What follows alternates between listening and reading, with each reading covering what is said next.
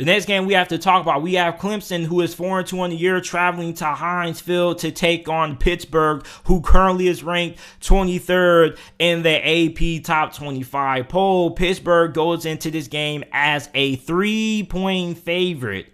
Think about that. The Pittsburgh Pitt Panthers are a 3-point favorite against Clemson. Clemson is a underdog in this game. That's crazy, man. Like, who would have thought that Clemson, one of the best programs in America right now, will have the season that they're having, to the point that they're not a favorite to beat Pittsburgh. And Pittsburgh is a really good football team. As a matter of fact, you probably could say that Pittsburgh has been the best team in the ACC so far this season, unless you're a fan of Wake Forest or NC State, because Kenny Pickett is going on a tear so far this year, man. 1,934 passing yards, 21 touchdowns to only 1 interception. Like, this dude is going on an absolute tear. And I'm surprised that not enough people are bringing up his name in the Heisman conversation. Everybody's talking about Bryce Young, Matt Corral, Bijan Robinson, but nobody has brought out Kenny Pickett. And Kenny Pickett, to me, has been the best quarterback in the ACC. Meanwhile, you look at a Pittsburgh offense that is rolling. You're looking at a Clemson defense that not only is rolling, but is being the life support of this Clemson team. Okay, Clemson has one of the best defenses in all of college football. They're 4th in points per game allowed. They're 27th in yards per game, 30th against the run, and they're good against the pass. And they also have a really good defensive line that can get pressure on you. So I want to see how this Pittsburgh offense performs against this elite Clemson defense, because Pittsburgh hasn't faced a defense like this up until this game.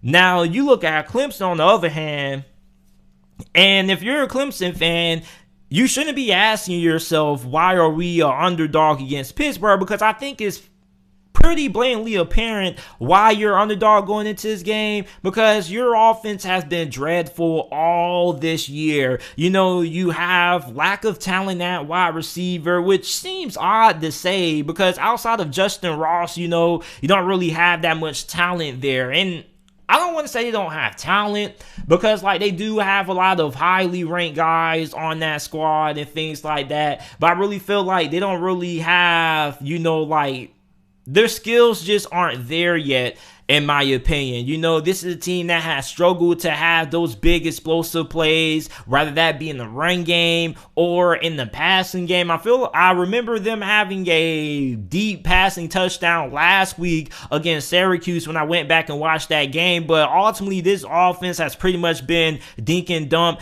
Kind of reminds me a lot of how the Pittsburgh Steelers offense is, or was last year, with a lot of dink and dump plays because they struggled to stretch the field. DJ Uyunglele, I don't really feel like he played bad against Syracuse last week. I felt like he had a pretty good game. I just feel like his wide receivers let him down. You had a lot of drop passes. You had some mental errors. Like, everything that could go wrong with this Clemson offense has went completely wrong, and it's gone completely left. And in this game, you kind of have to get everything from going left to going right, because this is a Pittsburgh offense that I believe that they're going to end up scoring 20 in this game.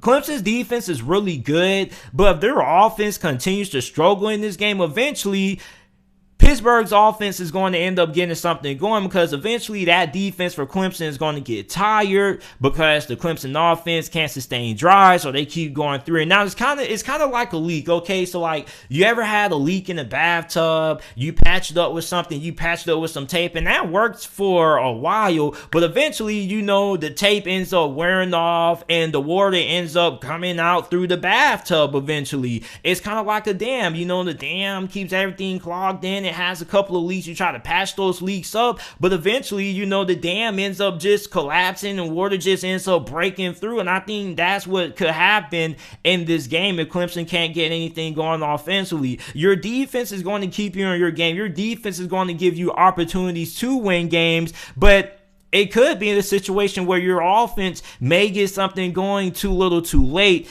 because eventually Pittsburgh's offense is good enough that I believe that they're going to end up cracking at least 20 in this game. So for Clemson, this offense has to figure out to get something going. The offensive line has struggled this season. And you look at a Pittsburgh defense that has came on, okay? Like, I remember seeing like a little graphic when they were playing against Virginia Tech this past weekend. I think they're like the best man coverage team in all of college football. They've only given up 1 touchdown and man coverage. So if you're Pittsburgh and you're their defensive coordinator, you're basically going to tell your corners, you're going to say, hey, man, this is what we're going to do. We're going to play up. We're going to sit on those short routes, and we're going to force Clemson. If they're going to beat us, they're going to have to prove to us that they can stretch the field and that they can throw the football vertically on us. We're not going to allow them to just sit back and dink and dump their way down the field. We're going to force them to have to beat us throwing the football deep and prove to us that we're going to have to play off on these wide receivers. So that's what my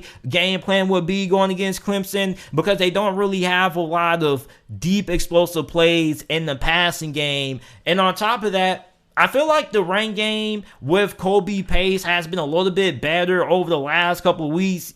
Depth has kind of been a little bit of an issue for Clemson this year. Well, not even a little bit, a big issue, because they've had a lot of injuries and things like that. And they haven't really had, like the guy who has cemented himself as that lead back this season. I kind of feel like Kobe Pace is starting to kind of, pull away, because over the last 2 games, he's been solid. He had 14 carries for 76 rushing yards, 5.4 yards per carry average, and a touchdown against Syracuse last week. Against Boston College, 6.9 yards per attempt, 18 carries for 125 rushing yards, and a touchdown. So I feel like Kobe Pace has to get the ball more. He only got the ball 14 times, 18 times. Like, I really feel like Kobe Pace, maybe he needs to start becoming a focal point of the Clemson offense. I feel like now he's in a situation where now you probably want to try to get him 25 to 30 carries in this game, because I feel like Clemson needs to be a little bit more reliant on the run game than what they have been, because the passing game is failing them. And I don't think it's because of DJ Uyunglele. I just think it's because of these wide receivers not really being all that great, or not being all that well developed right now. Now, my question is, okay, if you're Clemson, what is going to be the recipe to getting this offense going? Well, when you have a team that's good in man coverage, a good way to attack those man coverage defenses is by, having your wide receivers running routes that kind of confuse man coverage. Like, for example, let's say you are in a bunch formation. You could have, wide receivers going, like, having crossing routes. That's a good way to attack man coverage, because if you're having crossing routes, that means that, those man coverage defenders, they're going to have to communicate with each other, okay? And on top of that, you're going to have to need some of these wide receivers to try to have some big plays down the field when they're winning those 50-50 matchups. That's another thing that has to happen. But also, if you have a team that likes to run a lot of man coverage, that probably means that they are pretty good when it comes to their pass rush. So for Clemson, your offensive line is going to have to hold up, and they're going to have to give DJ Uyunglele some time to throw the football. Now, if you're Pitt, this is probably how the game is going to go, okay? I don't think that Pittsburgh's offense is going to explode like how they've had so far this year, because their defense is too good for that. But for Pittsburgh, all you really need to do is to make sure when it comes to the fourth quarter that you're able to put some points up on the board. At some point, Clemson's defense is going to get tired and they're going to get worn out. They're not Wolverines. They're really well coached, but eventually their offense is going to have to be able to do something. And for Pittsburgh, you just have to make sure that you're able to put up enough points late in this game that this offense for Clemson is going to be put in the spot that, okay, they're going to have no choice but to go for on the fourth down. They're going to have to, instead of taking a field goal, try to punch in the end zone. Like, you're going to have to put some pressure. And you're going to have to make sure that Kenny Pickett doesn't try to be Superman, that he doesn't try to do too much. Because going against a defense like Clemson, you try to do too much and you're going to end up turning the football over. So we're really going to be able to just see just how good with the football Kenny Pickett is when it comes to ball security and decision making, because this is a very aggressive Clemson defense. You also got to understand that this is a defense, and these players on defense understand that their offense is struggling, so they're going to try to be super aggressive when it comes to taking the ball out, going for interceptions and whatnot. So for Pittsburgh, you have to try to tell Kenny Pickett, hey man, if nothing's there, nothing's there. Don't try to do too much with the football, because I really feel like against a team like Clemson that has this kind of defense, you don't really want to try to do anything too reckless, because then you turn the football over and you help this Clemson offense out, and then you get them a short field. Also, something that's going to be really important is going to be special teams.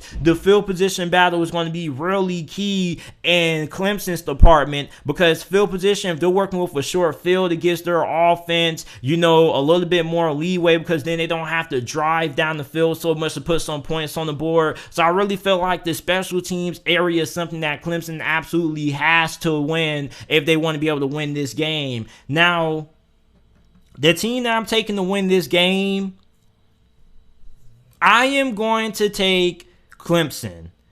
And I was really close to picking Pittsburgh to win this game. But the reason why I'm going to take Clemson to win this game is because even though I don't have a lot of faith in their offense, I feel like their defense is going to be able to come away with some key stops, be able to get this offense into good field position where maybe they start a drive on like the 40, mid 30 yard line, and they're in good field position where they have a short field. They don't have to do too much to at least put maybe a field goal on the board. And also, I look at this Pittsburgh offensive line. I'm trying to figure out how good is this offensive line, because you're going against a Clemson defensive line that's loaded with a lot of talent, and they're going to give you a lot of problems. On top of that, I think that Pittsburgh defense is okay, but I do feel like Clemson's offense should be able to put a little bit of points up on it. So I think the first team who gets the 20 points is going to win this game. Even though Pittsburgh's offense has been really good all year, I really feel like Clemson's defense is going to be able to, slow them down, because I think they're going to be able to win this game up front. I think they're going to be better than the offensive line that Pittsburgh has, and they're going to cause a lot of havoc, and that's why I'm going to have to take Clemson to get the win and to get the upset. It sounds crazy me saying that Clemson's going to upset Pitt, but it's just weird. But I think Clemson's going to end up winning this game, and I'm going to take Clemson with the upset.